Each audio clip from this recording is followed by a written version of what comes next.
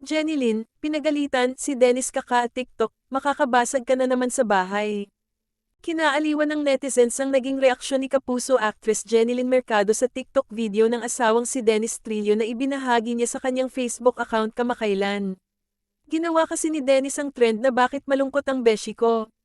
Kung saan tumambling-tamblang siya at umisplit pa.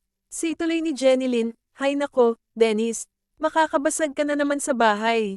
Ang likot niyan talaga, malikot yang asawa ko na yan. Oh, ano pang bago?" Natatawang sabi pa niya. Narito naman ang ilang komento ng netizens sa reaksyon ng aktres. "So funny and lovely couple. Love you both. Perfect for each other. Happy kasama ang malikot Ma'am Jen. Ang saya nila kasi matagal silang naging mag-BFGF kaya kilalain nila ang Ice at Heart Heart Heart. Ang sweet niyo po MS Jen, idol ko kayo pareho. Happy kasama ang malikot Ma'am Jen." Matatanda ang kamakailan lang ay inamin ni Dennis sa kanyang panayam kay Boy Abunda na taon pa umano ang lumipas bago siya nakumbinseng gumawa ng mga TikTok video.